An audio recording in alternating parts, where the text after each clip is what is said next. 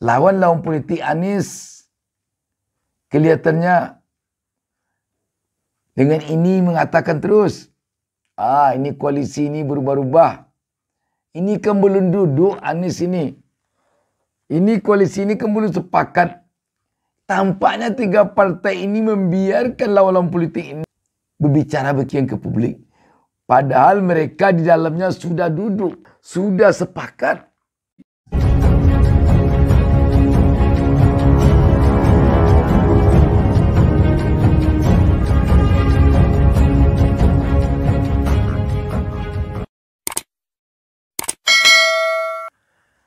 Assalamualaikum warahmatullahi wabarakatuh. Kita jumpa lagi dalam kesempatan ini. Saya Bustami Narda tak lupa mendoakan kepada Allah Subhanahu Wa Taala semoga seluruh pemirsa selalu mendapatkan keberkahan hidup dari Allah Subhanahu Wa Taala, Tuhan Yang Maha Esa. Ini ada sebuah berita menarik berkaitan dengan perlu atau tidaknya Anies segera mengumumkan siapa pendampingnya. Kita baca sebuah berita tentang hal ini. Wartaekonomi.co.id menurunkan berita di bawah judul, supaya lebih mudah ukur peluang, relawan sarankan pendamping Anies diumumkan jelang pendaftaran di KPU. Berita ini hari Sabtu 11 Februari 2023. Pukul 6.20 WIB. Warta Ekonomi Makassar. Sampai saat ini Koalisi Perubahan belum juga mengumumkan bakal cawapres usungan ketiga partai yang akan mendampingi Anies Baswedan.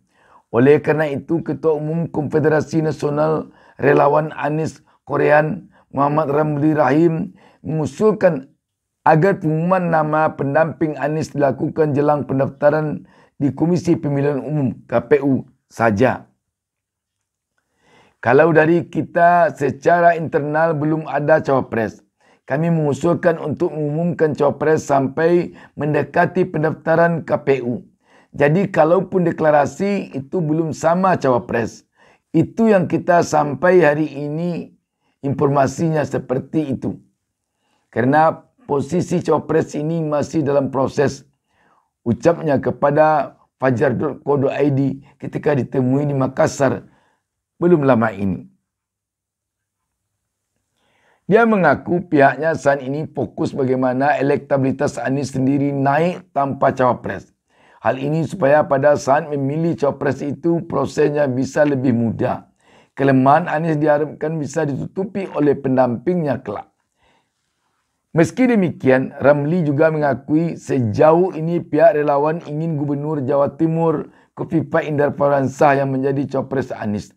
Namun ia menegaskan penetapan cawapres sebaiknya dilakukan setelah jelas siapa lawan Anies agar lebih mudah untuk mengukur peluang. Sebab sejauh ini satu-satunya tokoh yang telah memiliki tiket capres hanya Anies. Tokoh-tokoh dari partai lainnya belum memenuhi syarat Presidential Threshold atau PT 20%. Koalisi Perubahan yang terdiri dari Nasdem, Demokrat dan PKS sendiri telah menyerahkan sepenuhnya ke Anies. Urusan parpol Pak Anies sudah dipastikan bertarung.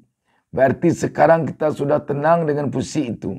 Apalagi tiga partai politik ini menyerahkan keputusan wakilnya ke Pak Anies, tandasnya.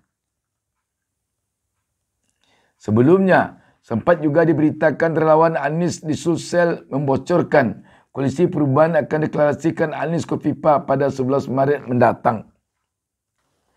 Tampaknya desakan untuk Anies mengumumkan siapa cawapresnya dan desakan agar Koalisi Perubahan melakukan deklarasi secara resmi makin hari kelihatannya semakin begitu kuat. Akan tetapi jika kita melihat orang-orang yang ada dalam koalisi perubahan ini tentu punya pertimbangan lain. Tentu punya strategi lain. Lain dalam artian lain dari apa-apa yang bertebaran informasi di luar. Sebab semua informasi yang bertebaran di luar itu belum tentu full ikhlas untuk mendorong Anies bisa nanti memenangkan Pilpres. Tidak tertutup kemungkinan ini juga jebakan agar Anies terdorong nanti kepada suatu kondisi di mana lawan dengan mudah membaca langkahnya, bahkan lawan dengan mudah nanti memukul Anies secara politis. Sehingga kalau tidak Anies bisa digagalkan sebelum masuk ke gerbang KPU, Anies juga diharapkannya dengan mudah dikalahkan ketika bertarung nanti di TPS. Karena itu kita melihat 3 partai yang ada dalam koalisi perubahan sekarang ini, dia tidak mudah terjebak kepada desakan-desakan itu tadi. Apakah desakan untuk segera menentukan atau mengumumkan cawapres, ataukah desakan untuk segera melakukan deklarasi. Umpan putih ini tampaknya kurang mempan untuk koalisi perubahan. Sebab di koalisi perubahan ini tokoh-tokohnya bukan tanggung-tanggung. Surya Paloh, orang yang boleh dikatakan telah hidup 3 zaman di dunia politik. Zaman Orde Lama, zaman Orde Baru, zaman Orde Reformasi sekarang. Demikian juga kalau boleh kita sebut Yusuf Kala. Apalagi SBY, seorang jenderal bintang 4, berpendidikan doktor, bertitel profesor, punya pengalaman demikian banyak selaku seorang menteri dalam berbagai kedudukan kementerian yang dia pegang. Dan puncaknya telah berpengalaman 10 tahun menjadi presiden yang boleh disebut sukses kepemimpinannya. Jadi kita melihat Anies Baswedan dan timnya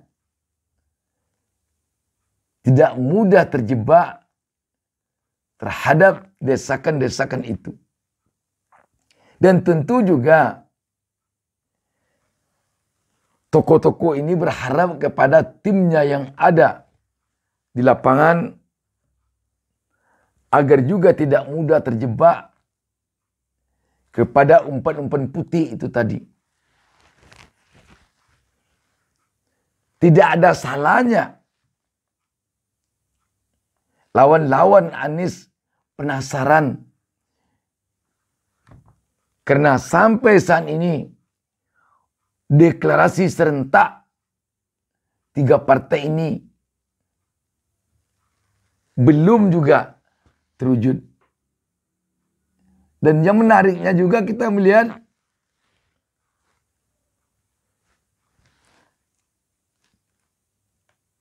koalisi ini tidak menjawab dengan jawaban yang menyimpulkan, tetapi jawaban yang selalu memperlihatkan jawaban secara politis. Mungkin tanggal sekian, mungkin tanggal sekian, mungkin tanggal sekian. Sehingga lawan-lawan politik Anies kelihatannya dengan ini mengatakan terus, ini koalisi ini berubah-ubah. Ini kan belum duduk Anies ini. Ini koalisi ini kan belum sepakat. Tampaknya 3 partai ini membiarkan lawan-lawan politik ini berbicara demikian ke publik. Padahal mereka di dalamnya sudah duduk. Mereka di dalamnya sudah sepakat. Mereka di dalamnya sudah berbuhul. Yang buhulnya betul-betul buhul mati. Buhul yang tidak akan terungkai. Kecuali hanya Allah Subhanahu wa Ta'ala yang bisa mengungkainya. Sehingga kita melihat persoalan cawapres, ketiga partai ini menyerahkan kepada Anies. Tidak ada satu partai pun yang mengatakan harus dari partai saya cawapresnya. Tidak ada satu partai pun yang menekan Anies. Anies dalam menentukan cawapres harus izin saya dulu. Tidak ada. Ini menunjukkan bahwa mereka itu telah duduk persoalannya. Untuk apa cepat-cepat mengumumkan nama cawapres? Untuk apa cepat-cepat melakukan deklarasi? Memang benar apa yang disampaikan oleh Ramli tadi. Biar nanti pengumuman cawapres di saat-saat akan mendaftar ke KPU. Demikian juga, kalau perlu nanti deklarasi serentak ketiga partai ini di saat-saat akan mendaftar ke KPU saja. Biar lawan politik Anies kalang kabut. Yang penting di dalamnya solid seperti sekarang ini. Itu yang penting. Dan hindari ada pula nanti tim yang bubar di tengah jalan. Belum apa-apa dia sudah bubar. Ini berbahaya kalau ini terjadi. Dan ini yang perlu diwaspadai oleh tim Anies. Sebab bukan tidak mungkin problema yang terjadi pada teman-teman lain bisa saja itu nanti terjadi pada Anies kalau tidak hati-hati. Makanya soliditas tim sangat perlu. Sangat perlu. Soliditas tim ini akan bisa terjaga terus apabila niat mendukung Anies oleh kelompok manapun, oleh kekuatan manapun, bukan berdasarkan uang dan bukan berdasarkan kekuasaan, tetapi berdasarkan kepentingan rakyat semata, berdasarkan keinginan rakyat terhadap perubahan. Itu yang penting sekali. Dan kalau sudah berdasarkan kepada keinginan untuk melakukan perubahan 5 tahun ke depan demi kepentingan rakyat, tidak akan ada yang bisa menggoyang soliditas tim Anies yang ada sekarang ini. Demikian, wassalamualaikum warahmatullahi wabarakatuh. Jangan lupa subscribe. Jangan lupa subscribe. Jangan lupa